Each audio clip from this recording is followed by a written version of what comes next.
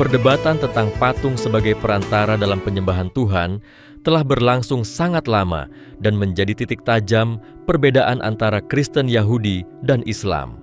Dalam tradisi Kristen, terutama pada sebagian besar gereja historis, muncul pandangan bahwa patung gambar dan ikon bukanlah Tuhan itu sendiri, melainkan sarana visual untuk membantu umat mendekatkan diri kepada Tuhan.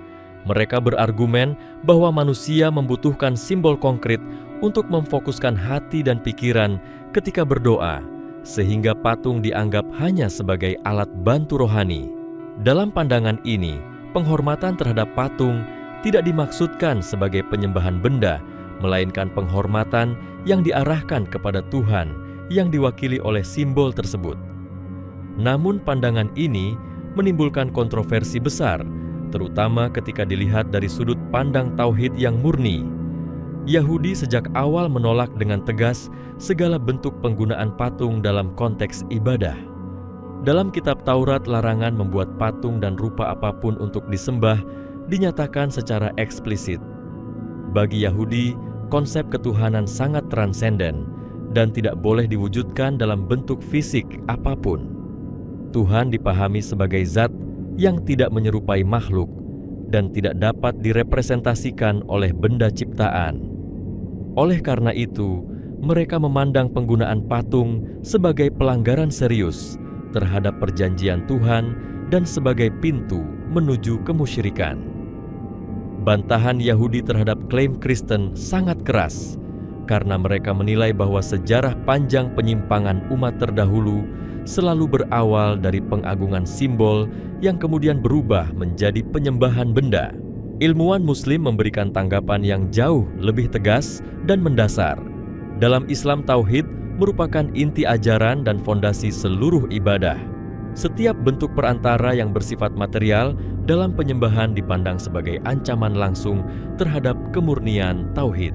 Para ulama menegaskan bahwa alasan menjadikan patung sebagai sarana hanyalah pengulangan dalih kaum musyrik terdahulu yang mengatakan bahwa mereka tidak menyembah patung, melainkan menjadikannya sebagai perantara agar lebih dekat kepada Tuhan.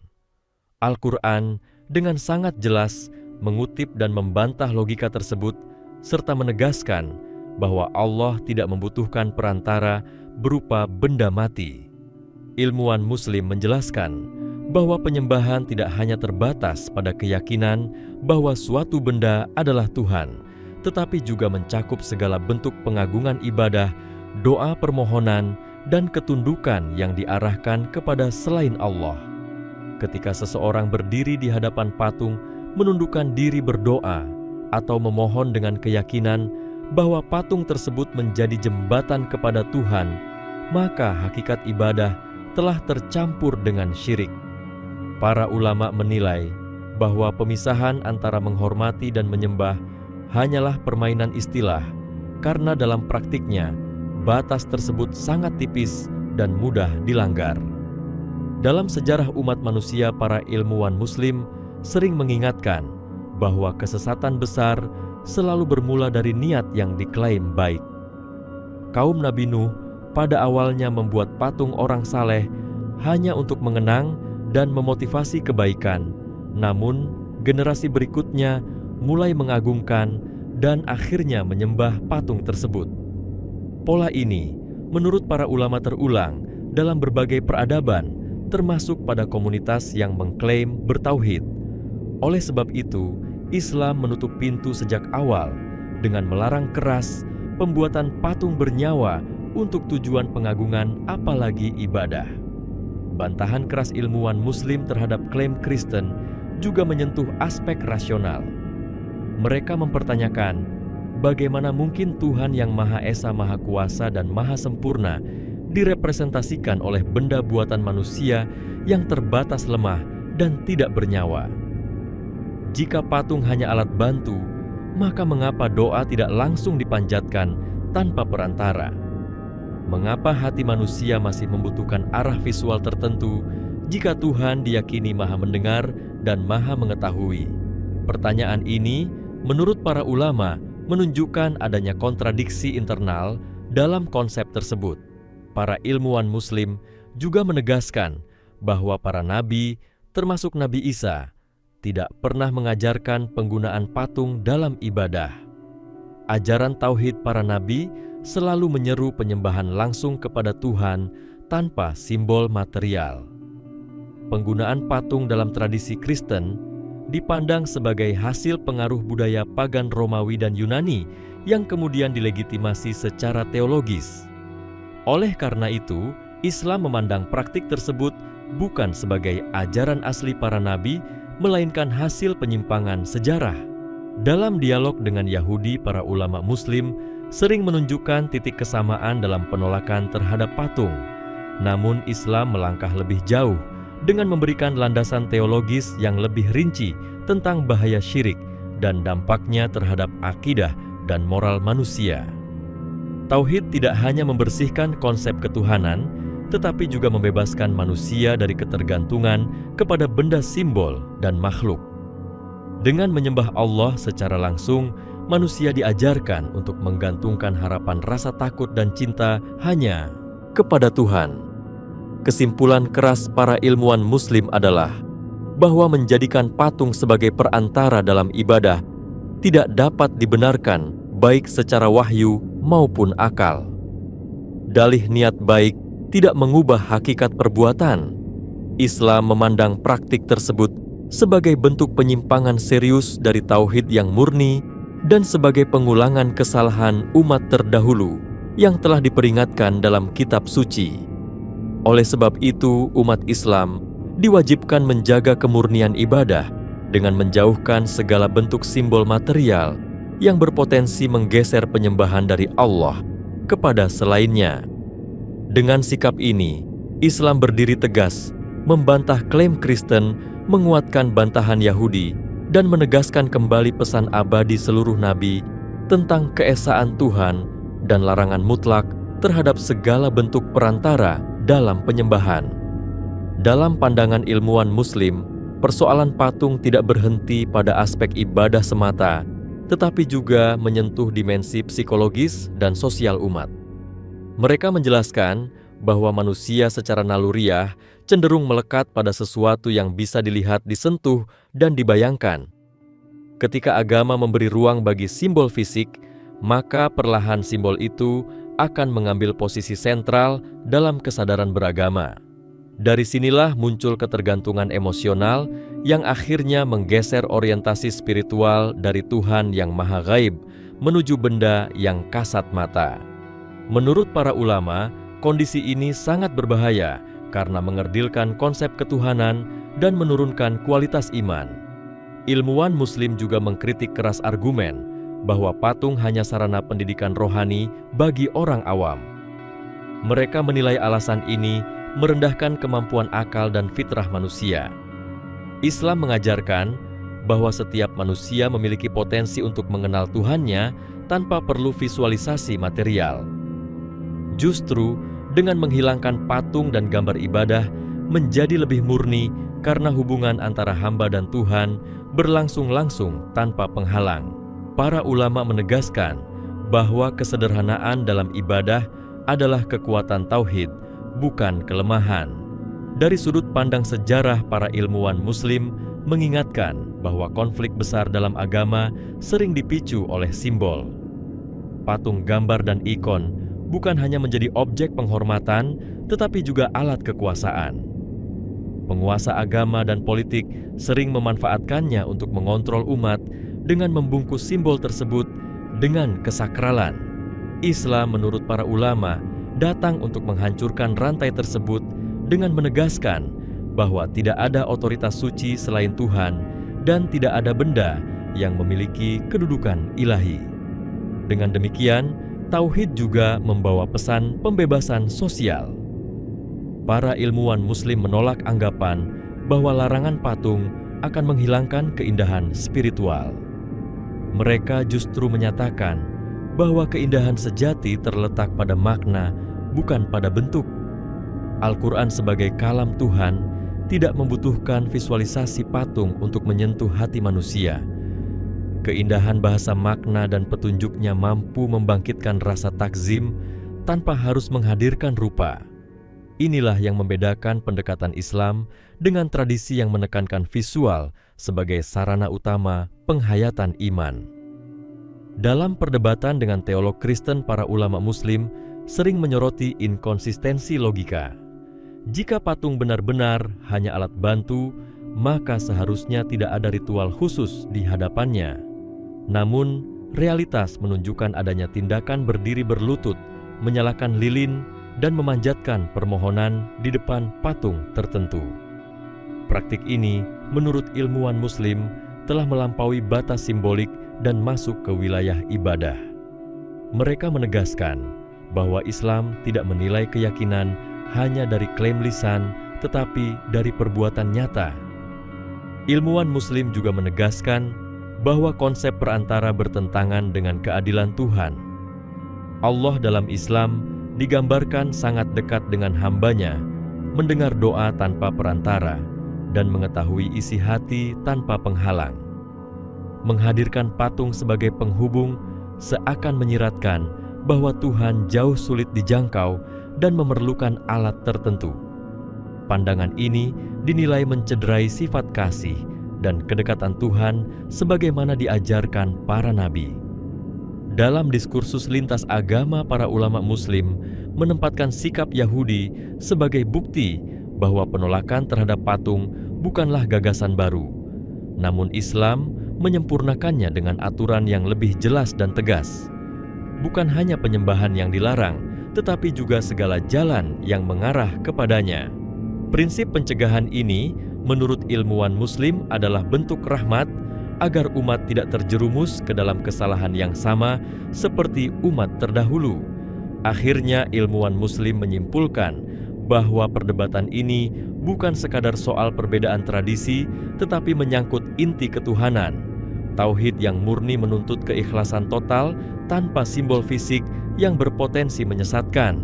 Dengan menolak patung Islam, menjaga kesucian ibadah dan kemurnian hubungan antara manusia dan Tuhan. Sikap tegas ini bukan lahir dari sikap permusuhan terhadap agama lain, melainkan dari komitmen kuat untuk mempertahankan ajaran para nabi tentang keesaan Tuhan yang tidak dapat diserupakan dan tidak membutuhkan perantara apapun. Dalam penjelasan lanjutan, para ilmuwan Muslim juga menyoroti dampak jangka panjang penggunaan patung terhadap cara berpikir umat beragama. Mereka menilai bahwa ketergantungan pada objek fisik perlahan membentuk pola iman yang dangkal, karena kedalaman spiritual digantikan oleh ritual visual. Ketika rasa khusyuk bergantung pada keberadaan benda tertentu, maka iman menjadi rapuh dan mudah goyah. Islam mengajarkan keteguhan batin yang tidak terikat ruang bentuk atau arah tertentu selain ketundukan hati kepada Tuhan. Para ulama juga mengkritik pembelaan yang menyatakan bahwa patung hanya sarana budaya dan tradisi. Mereka menjelaskan bahwa dalam agama batas antara budaya dan ibadah harus dijaga dengan sangat ketat.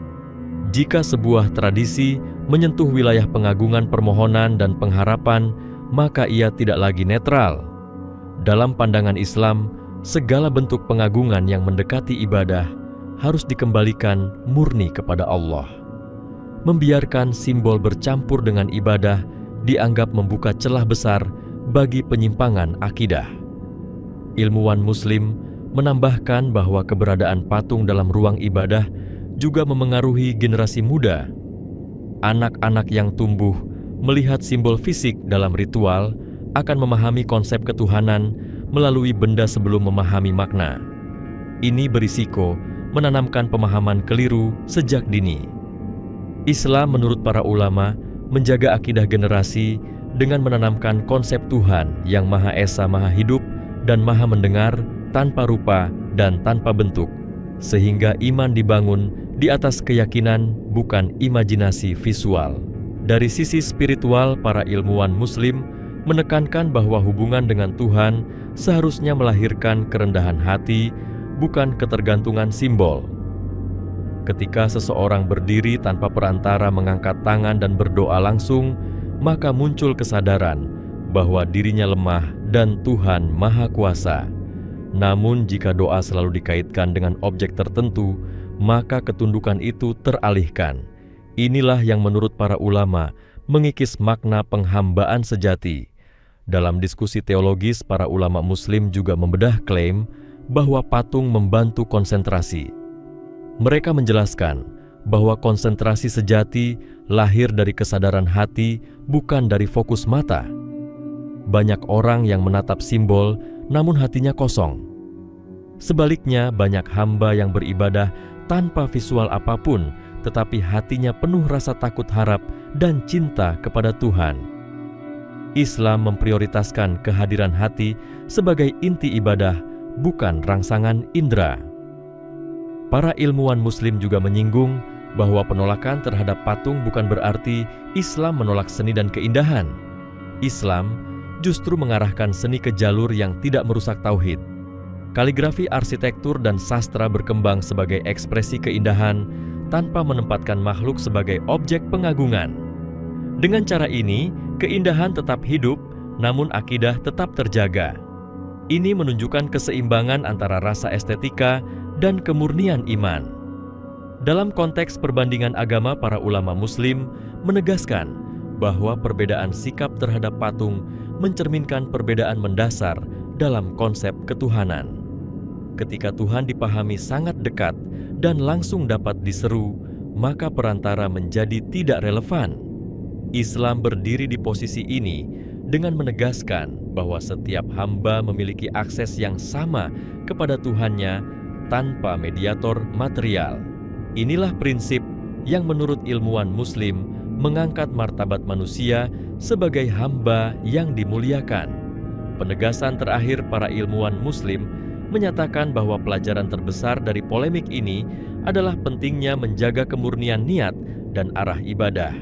Sejarah menunjukkan bahwa penyimpangan besar sering bermula dari kelonggaran kecil. Islam menutup pintu itu sejak awal agar manusia tidak terjebak dalam pengulangan kesalahan masa lalu. Dengan menolak patung dan segala bentuk perantara fisik, Islam menjaga pesan tauhid tetap jernih lintas zaman dan generasi sebagai inti ajaran para nabi yang tidak pernah berubah. Dalam uraian berikutnya, para ilmuwan Muslim mengangkat aspek tanggung jawab intelektual dalam beragama. Mereka menegaskan bahwa iman tidak boleh disandarkan pada kebiasaan turun-temurun tanpa kajian kritis. Ketika sebuah praktik dipertahankan hanya karena warisan sejarah, maka agama kehilangan fungsi pencerahannya. Islam menurut para ulama menuntut setiap pemeluknya memahami alasan ibadahnya secara sadar, sehingga penyembahan menjadi pilihan yang lahir dari keyakinan mendalam, bukan dari keterikatan pada simbol yang diwariskan.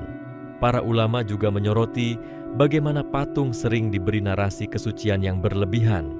Benda yang awalnya dianggap netral perlahan dipenuhi kisah mukjizat berkah dan kekuatan gaib. Dari sinilah muncul keyakinan bahwa patung tertentu lebih istimewa dibanding tempat lain. Ilmuwan Muslim memandang fenomena ini sebagai pengalihan sifat ilahi kepada benda ciptaan. Dalam tauhid, semua bentuk keberkahan berasal dari Tuhan, bukan dari objek tertentu, sehingga mengaitkannya pada patung dianggap sebagai kesalahan konsep yang serius. Dalam pandangan filsafat Islam, para ilmuwan menjelaskan bahwa Tuhan adalah realitas mutlak yang tidak terikat materi, ruang, dan waktu. Menjadikan patung sebagai penghubung berarti menurunkan konsep ketuhanan ke level material. Ini bertentangan dengan prinsip keesaan yang absolut. Islam mengajarkan bahwa semakin seseorang mengenal Tuhannya, semakin ia menyadari keterbatasan akalnya dalam membayangkan zat tersebut. Oleh karena itu, usaha memvisualisasikan Tuhan melalui bentuk apapun dipandang sebagai kekeliruan mendasar. Ilmuwan Muslim juga mengkritik dampak ekonomi dari pengagungan patung. Sejarah mencatat bahwa tempat yang dianggap suci sering menjadi pusat komersialisasi agama. Patung diproduksi, diperjualbelikan, dan dijadikan sumber keuntungan dengan dalih spiritual. Islam menurut para ulama menutup pintu praktik semacam ini agar ibadah tidak tercemar oleh kepentingan materi. Ketulusan hubungan dengan Tuhan dijaga dengan menghilangkan objek yang dapat dimanipulasi untuk keuntungan duniawi. Dalam pendekatan pendidikan, para ulama Muslim menekankan bahwa tauhid harus ditanamkan melalui pemahaman makna, bukan melalui ketergantungan simbol. Anak didik diajak mengenal Tuhan melalui ciptaannya tanda-tanda kekuasaan dan nilai moral, bukan melalui patung atau gambar. Dengan cara ini, iman tumbuh seiring perkembangan akal dan kesadaran etis. Islam menilai bahwa iman yang matang adalah iman yang berdiri di atas pemahaman, bukan sekadar visualisasi. Para ilmuwan Muslim juga menegaskan bahwa larangan patung merupakan bentuk penjagaan terhadap kesetaraan manusia. Ketika simbol tertentu diagungkan, maka akan muncul hierarki spiritual yang tidak berdasar. Orang yang dekat dengan simbol dianggap lebih suci dibanding yang lain. Islam menolak stratifikasi semacam ini dan menegaskan bahwa kemuliaan di sisi Tuhan ditentukan oleh ketakwaan, bukan oleh kedekatan pada benda tertentu. Dengan menghilangkan patung, semua manusia berdiri sejajar di hadapan Tuhan.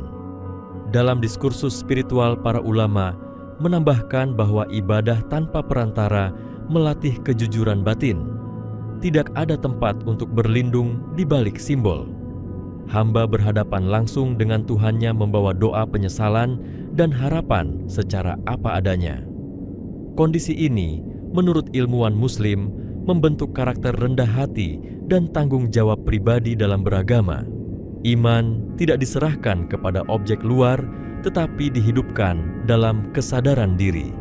Penutup dari rangkaian pandangan ini menegaskan bahwa sikap keras ilmuwan Muslim bukanlah bentuk penolakan emosional, melainkan hasil dari analisis teologis, historis, dan rasional yang panjang.